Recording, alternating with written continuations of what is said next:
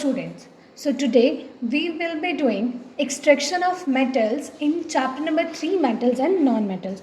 तो इसमें ये जो सारे इंपॉर्टेंट टॉपिक है इसको आज पढ़ के इस चैप्टर में जो भी इंपॉर्टेंट है नोट्स की फॉर्म में हमने कर लिया है. तो लेट्स स्टार्ट. मेटलर्जी क्या होता है students? The various process involve in extraction of metal from their ores. जब भी हम ओर से मेटल को एक्सट्रैक्शन की प्रोसेस पढ़ते हैं and refining is known as metallurgy. क्या है कि वो एंटायर प्रोसेस जिसके थ्रू हम मेटल्स को एक्सट्रैक्ट करते हैं उनके ओर्स में से उनकी रिफाइनिंग तक, उस प्रोसेस को हम मेटलर्जी बोलते हैं. तो स्टूडेंट्स थ्योरेटिकल चैप्टर है, इंपॉर्टेंट है, नोट्स बनाते चलिए तो लर्न भी हो जाएगा. मिनरल्स क्या होते हैं? Natural material in which the metals और their compounds are found in the earth is known as minerals.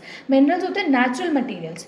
Natural materials मतलब जिस फॉर्म में मेटल नेचुरल फॉर्म में प्रेजेंट है अर्थ की सरफेस के ऊपर, उसको बोलते हैं मिनरल्स. नेक्स्ट है ores. Those minerals from which the metals can be extracted.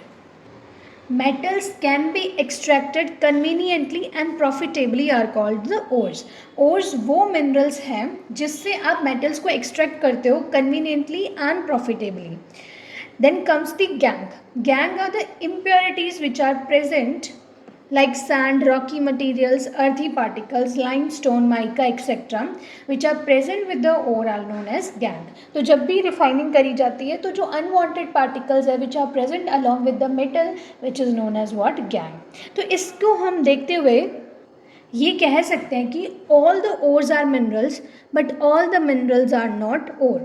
कि सारी जो ores है वो तो minerals है क्योंकि ores में हम क्या एक्सट्रैक्ट कर सकते हैं? minerals को. बट सभी minerals ore है ये पॉसिबल नहीं हो सकता. So students, in case of metallurgy extraction and purification of metals में हमें पढ़ना है कि कैसे डिफरेंट जो ओर्स हैं उनमें से मेटल्स को एक्सट्रैक्ट करा जाता है on the basis of their reactivity. तो मैंने एक फ्लो चार्ट बनाया है. स्टूडेंट्स, जब भी हमें कुछ लर्न करना होता है तो flow chart is a very good way of learning anything for a long time. क्या है कि फ्लो चार्ट से माइंड मैप हमारे दिमाग में बन जाएगा कि कैसे क्या क्या चीज़ें हमें लर्न करनी है. So metals of high reactivity. Firstly, we need to extract metal from a ore, so this process is known as concentration of ore. अब concentration of ore metals की उनकी reactivity के हिसाब से की जाती है. Some metals are highly reactive, some metals are medium reactive and some metals are low reactive. तो कुछ highly reactive metals like sodium, potassium, calcium, magnesium, aluminium, इनको रिफाइनिंग करने के प्रोसेस को हम बोलते हैं इलेक्ट्रोलाइटिक रिडक्शन, जिससे हमें प्योर मेटल मिल जाता है. Metals of medium reactivity like zinc, iron, lead, tin, इनको हम दो अलग अलग फॉर्म में रिफाइन करेंगे. लाइक कार्बोनेट और अगर है तो वो कैल्सिनेशन से कंसनट्रेशन होगी और का, और अगर सल्फाइड और है तो रोस्टिंग लगेगा. उसके बाद कैल्सिनेटेड और एंड रोस्टिंग और जिस पे परफॉर्म किया उसके बाद मेटल ऑक्साइड, देन मेटल्स, और उसके बाद लास्टली हमें मिलेगा pure metal.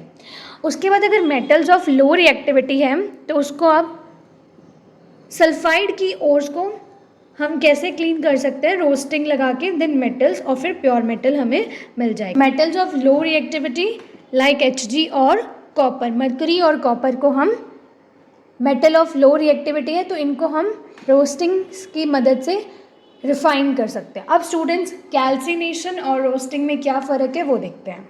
In case of calcination, the carbonate ore are converted into oxide by heating strongly in the limited supply of air. यहाँ पे क्या होगा, जो कार्बोनेट की ओर को है लिमिटेड सप्लाई ऑफ एयर में हीट किया जाता है, लाइक CaCO3.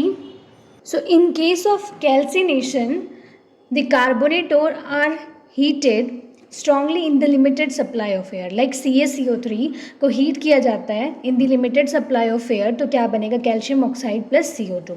इसी तरीके से जिंक कार्बोनेट को भी strongly हीट किया जाता है in the limited supply of air.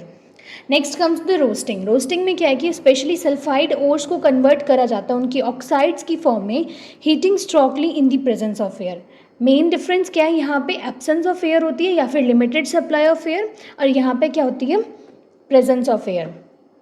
तो यहाँ पे क्या होगा? प्रेजेंस ऑफ एयर की वजह से ऑक्सीजन, तो जिंक ऑक्साइड एंड SO2 बन गया. ठीक है. Then what is refining of metal? तो इसको आप कैसे डिफाइन करोगे? The process of converting impure metal into the pure metal is called the refining of metal. जब भी हम इम्प्योर मेटल को उसके प्योर फॉर्म में कन्वर्ट करते हैं उसी को ही बोलते हैं what? Refining of metal. If we talk about concentration of ore, तो इस प्रोसेस को बोलते हैं एनरिचमेंट। तो स्टूडेंट्स आप ये चार जो मेथड है इनको पढ़ लेना।